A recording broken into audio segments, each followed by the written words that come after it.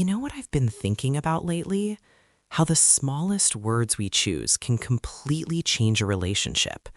Like, there's this huge difference between saying, "Can you do this?" and "Would it be possible for you to do this?"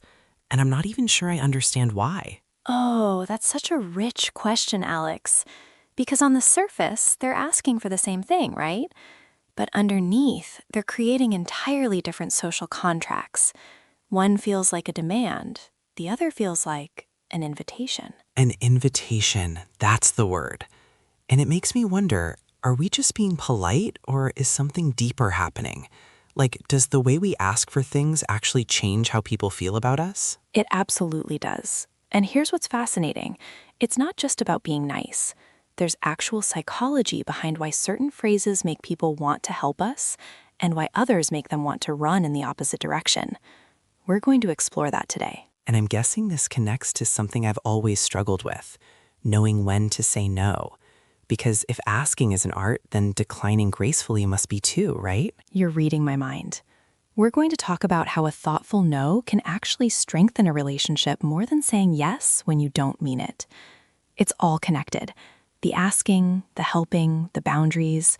It's really about what kind of human connections we're trying to build. I love that. So we're not just talking about language tricks. We're talking about how words shape who we become and how we relate to each other. Precisely. And I think by the end of this conversation, we'll both see our everyday interactions in a completely different light. Let's dive in. There's this phrase I've been thinking about, "Would it be possible?" And I can't quite put my finger on why it works so differently than just asking directly. Oh, that's one of my favorite linguistic tools. It's what I call a soft question, and it's powerful precisely because of what it doesn't do. When you say, "Would it be possible?" you're not actually asking someone to do something. You're asking if the conditions exist for them to do it. It's a subtle but profound difference. Wait, so you're asking about the world, not about them? Precisely. You're giving them an out that doesn't require them to reject you personally. They can say no to the circumstances rather than saying no to you. It shows understanding and patience. You're acknowledging that their world has constraints, and you're respecting those constraints before you even know what they are. That's actually beautiful. It's like you're building in empathy before the conversation even really starts. But here's what I'm curious about. There's another word that does something similar, right? Possibly? Yes. Could you possibly help me with this versus could you help me with this? Same request, completely different feel. That one word, possibly, it's doing so much work. It's suggesting that you understand their situation might not allow for it.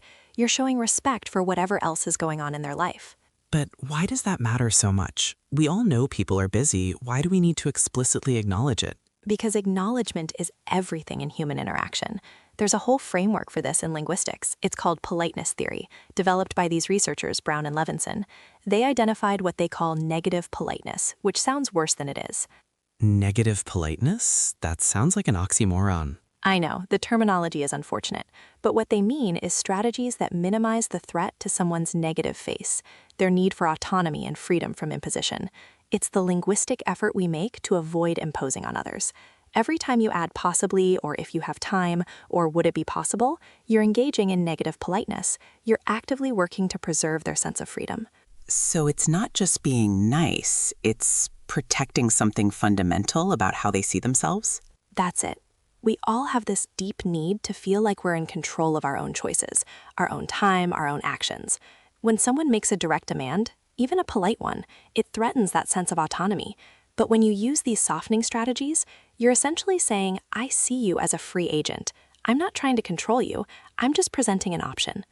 This is making me think about every request I've ever made in my life. Like, I probably came across as so demanding without even realizing it.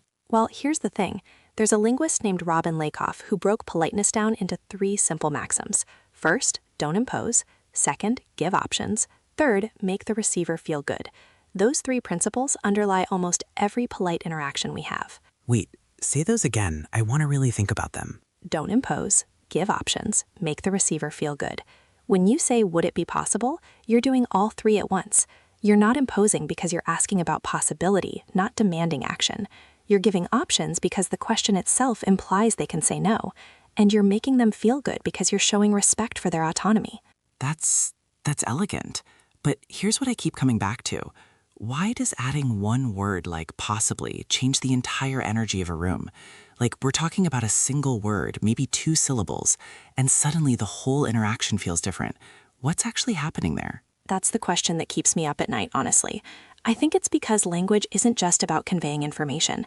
It's about creating a relationship in real time.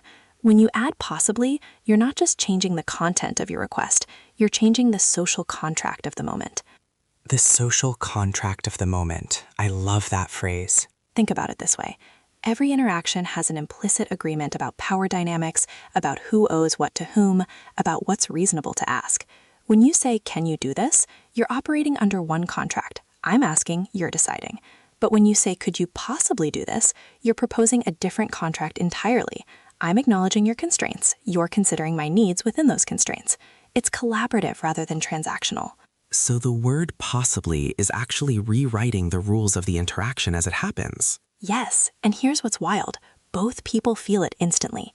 The person asking feels less vulnerable because they've built in an acknowledgement of potential rejection. The person being asked feels less trapped because their autonomy has been explicitly recognized.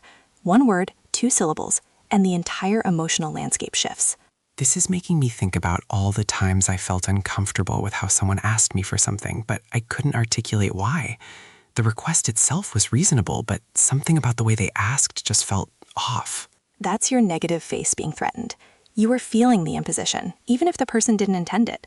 And the thing is, most people don't intend it. They're not trying to be demanding or disrespectful. They just haven't learned these linguistic tools that signal respect for autonomy. So when someone says, "Would it be possible for you to send me that report by Friday?" versus "Send me that report by Friday," they're not just being more polite. They're constructing a completely different social reality. Completely different. In the first version, you're a collaborator being consulted about feasibility. In the second, you're a subordinate being given an order. Same outcome potentially, but the relationship being created is entirely different. And that relationship affects everything that comes after.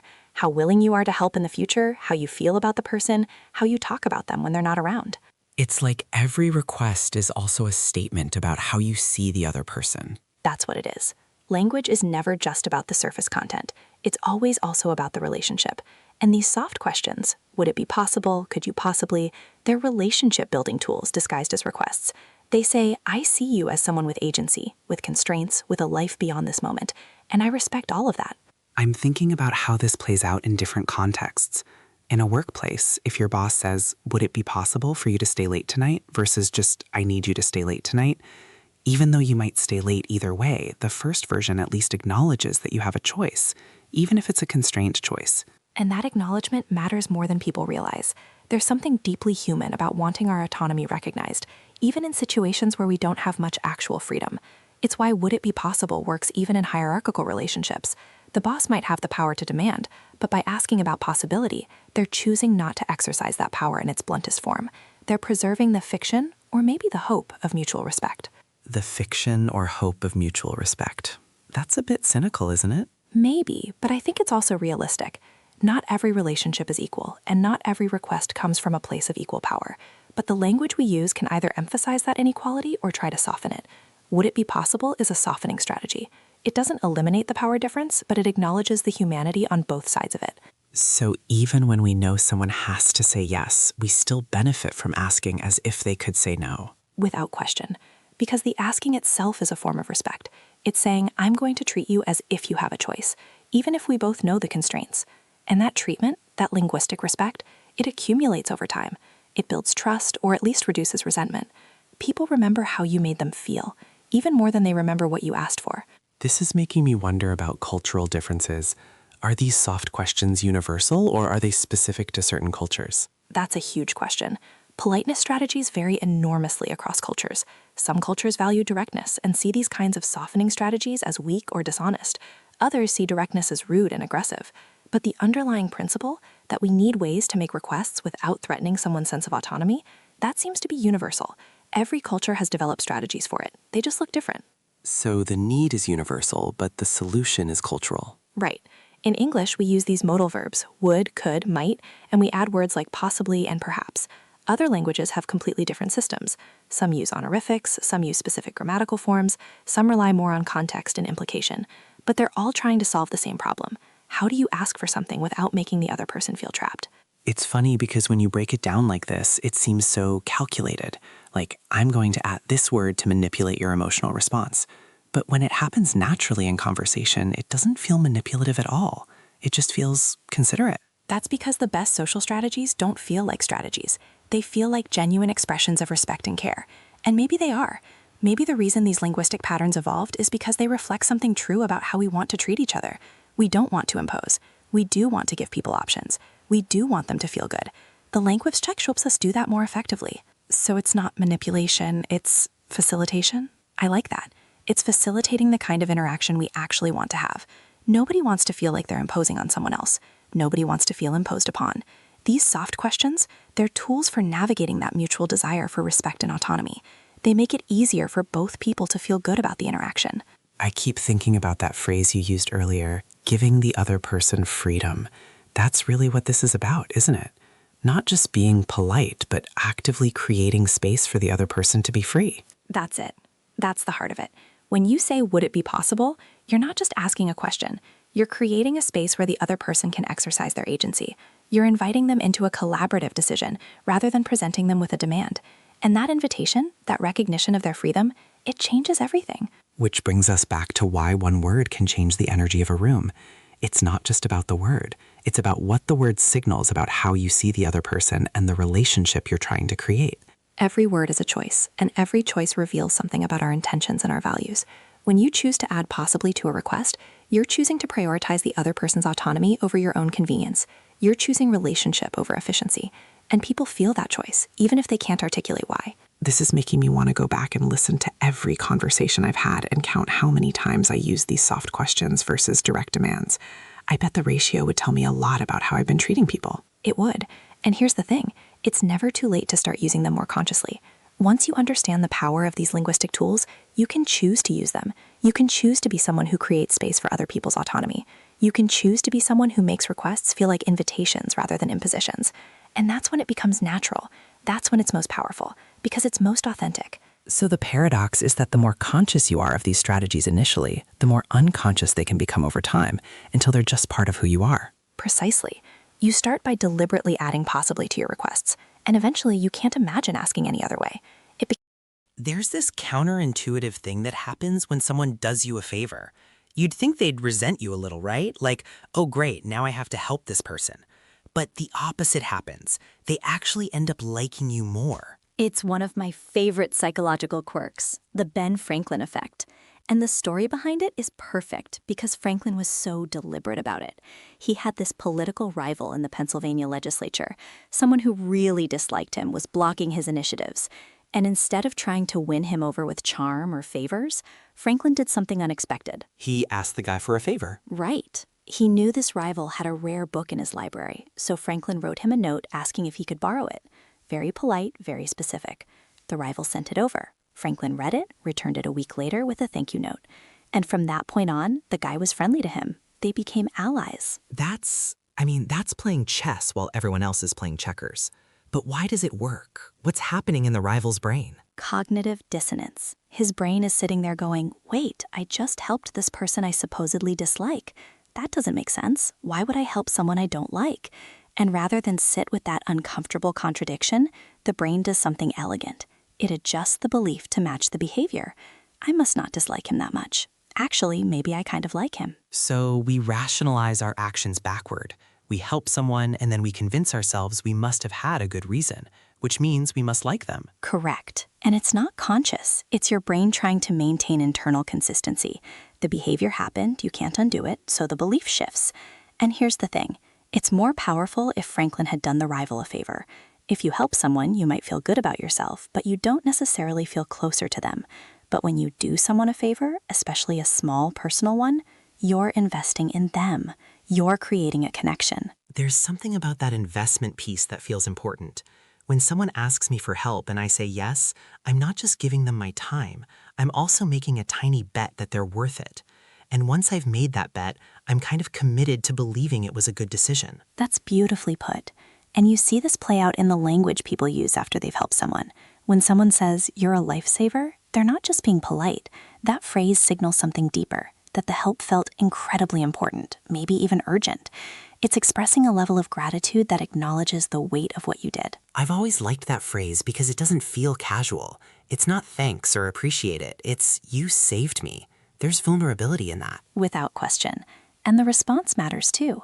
When someone says, no problem, what they're really communicating is, your request is welcome. This wasn't a burden. I'm happy to help. It's a way of making the person feel comfortable asking again in the future. It removes the guilt. Interesting. Because I've heard people critique no problem as being too casual, like you should say you're welcome instead. But I think no problem does something different. It's not about acknowledging thanks, it's about reassuring the other person that they didn't impose. I think that's right. Your welcome is more formal, more about accepting gratitude. No problem is about the relationship. It's saying, we're good, don't worry about it. And in the context of the Ben Franklin effect, that response reinforces the loop. You're signaling that helping them felt natural, which makes your brain even more likely to think, yeah, I like this person. So the whole interaction becomes this self-reinforcing cycle. I help you, I rationalize that I must like you, you express deep gratitude, I tell you it was no problem, which makes me even better about having help, which makes me like you more. And the next time you ask, I'm even more likely to say yes, because now there's a pattern. I've helped you before, so clearly you're someone I help. It becomes part of how I see our relationship. This is making me rethink a lot of interactions. I've always felt a little guilty asking people for help because I don't want to burden them. But what you're saying is that, done right, asking for help might strengthen a relationship. It can. Obviously, there are limits. You can't just constantly ask for favors and expect people to keep liking you more. But a well-timed, genuine request, especially for something small and specific, like Franklin's book, that can be the beginning of a real connection because you're giving the other person an opportunity to invest in you. And once they've invested, they're kind of committed. Not in a manipulative way, but in a, I've put something into this relationship way. Right. And I think that's why the Ben Franklin effect feels so elegant. It's not about tricking someone. It's about understanding that helping someone is a gift to both people. The person being helped gets what they need, and the person helping gets to feel good about themselves and build a connection. Everyone wins. Though I imagine there's a dark side to this too. If you understand this mechanism, you could use it to manipulate people, get them to do small favors, and suddenly they're invested in you even if you don't deserve it. Oh, certainly. Any psychological principle can be weaponized. But I think the key is intention. Franklin wasn't trying to trick his rival. He genuinely wanted to read the book, and he genuinely appreciated the gesture. The effect worked because it was authentic. If you're just cynically collecting favors to manipulate people, they'll sense that eventually. So the real skill is being genuine about it, asking for help when you actually need it, expressing real gratitude, and then reciprocating when you can. Precisely. And I think that's where a lot of people get stuck. They either never ask for help because they don't want to impose, or they ask in a way that feels transactional. But if you can ask with genuine vulnerability and respond with genuine appreciation, you're not gaming the system. You're just participating in what humans have always done. We help each other, and that helping creates bonds. Which brings us back to that cognitive dissonance piece. Our brains are wired to make sense of our actions, and helping someone is such a fundamental human behavior that when we do it, our brain just assumes there must be a good reason. And the easiest reason is, I like this person. It's almost like our actions teach us how to feel. We don't help people because we like them. We like them because we helped them. The behavior comes first, and the emotion follows. That's a pretty profound flip. And it makes me wonder how many of our relationships are built on that foundation. Not some instant connection or shared interest, but just the accumulated weight of small favors and small kindnesses that taught us to care about each other.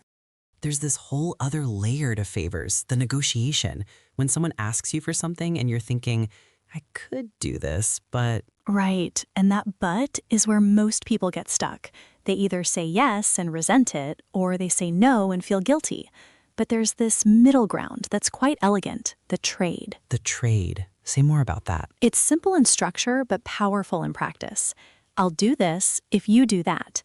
You're creating a fair agreement where both people get something they need. I had a colleague once who needed me to cover her shift on a Friday night, which, Friday nights are sacred. But she offered to take my Sunday morning shift, which I always dreaded. Suddenly, it wasn't a favor anymore. It was an exchange. That changes the entire emotional calculus, doesn't it? You're not the person doing someone a favor out of obligation. You're both solving problems together. Precisely. And here's what I find interesting. This taps into something called social exchange theory. People are constantly, often unconsciously, weighing rewards against costs in their relationships. The praise you might get, the support, the goodwill, those are rewards. But time, stress, inconvenience, those are costs. When you structure a trade, you're making that calculation explicit and fair. So you're taking something that's usually invisible and making it visible. But doesn't that feel transactional? Like you're putting a price tag on friendship? I used to worry about that too, but I've come to see it differently. The transaction was always there, we just weren't acknowledging it. When you pretend favors are free, someone always ends up paying more than they can afford. Making it explicit is more honest, more respectful even. That's a reframe. But okay, let's say someone asks you for something and you genuinely can't do it. No trade possible. How do you say no without torching the relationship? This is where most people panic and either over-explain or under-explain. I've developed a framework that I teach: acknowledge, explain, and offer alternatives. 3 steps. Walk me through it. First, acknowledge. You start with something like, "I'm so sorry," or "I'd love to help," but you're showing that you heard them, that their request matters, that you're not dismissing them. This is crucial because it preserves the relationship even as you're declining. So you're separating the person from the request. Yes. Then you explain, briefly. You don't need to write a dissertation, but you give them enough context to understand why you can't help. "I'm completely swamped with this project deadline," or "I'm not the right person for this because..." The key is honesty without over-justification. And the alternative? This is where you show you're still invested in their success, even if you can't be the solution. "Have you tried talking to Sarah? She has more experience with this." Or, "I can't do it this week, but I could help you next month if that works." You're redirecting, not rejecting. Okay, but here's what I'm curious about, and this might sound strange. Is a no an opportunity for a deeper yes later? That's not strange at all. That's profound. Tell me what you mean. Well, I'm thinking about trust. If I say yes to everything, my yes becomes meaningless. It's just what I do. But if I can say no thoughtfully, professionally, with care, and the relationship survives, haven't I just proven that the relationship is real? That it's not just transactional? You're describing something I've seen play out over and over in my work. There's research on this. 86% of customers are more likely to stay loyal to a brand that handles their complaints with empathy and professionalism, even when their requests are denied, even when they don't get what they want. Wait, 86%? That's counterintuitive. It is, until you think about what's really happening. When you decline with empathy and professionalism, you're demonstrating something more valuable than compliance. You're demonstrating integrity. You're showing that you have boundaries, that you're thoughtful, that you're not just a yes machine. And paradoxically, that makes people trust you more. So the no becomes a signal of authenticity. Yes. And here's what I've learned over years of navigating this.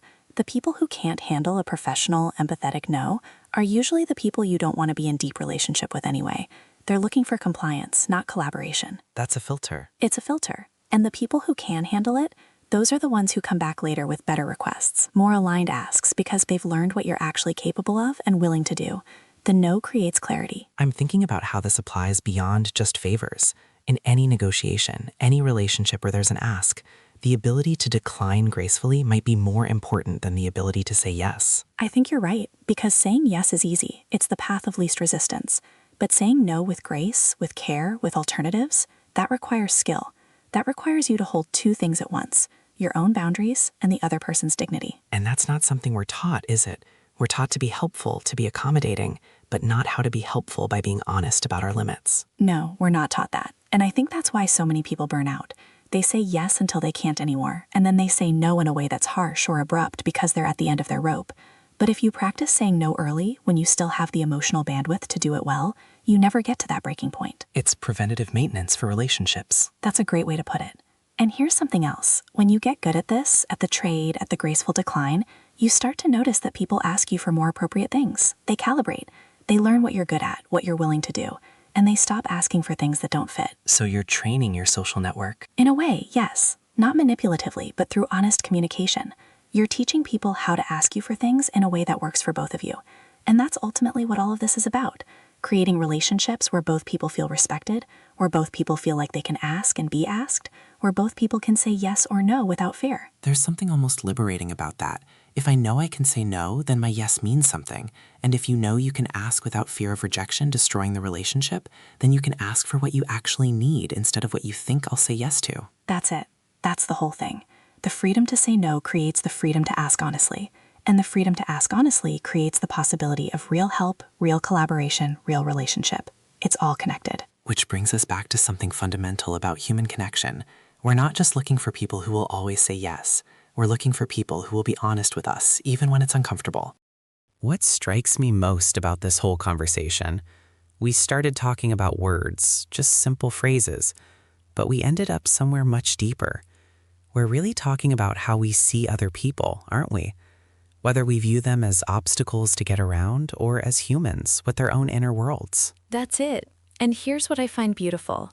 When you genuinely internalize this, when asking softly or declining gracefully becomes natural, you're not performing politeness anymore.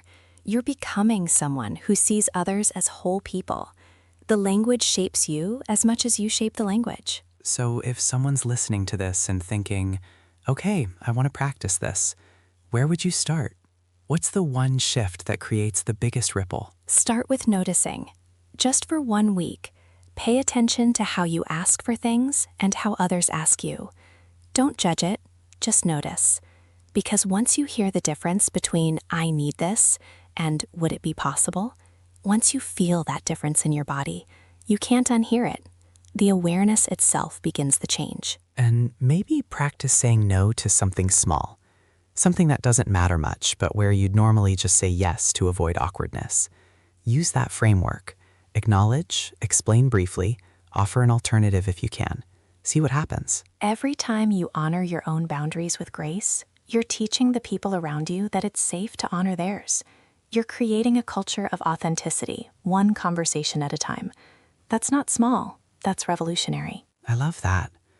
We're not just learning to communicate better, we're learning to build the kind of world where people can be honest with each other, where asking for help doesn't feel like weakness, and saying no doesn't feel like betrayal. And it all starts with something as simple as adding 3 words to a sentence. Would it be possible? That's your invitation into a more human way of connecting. The door is open.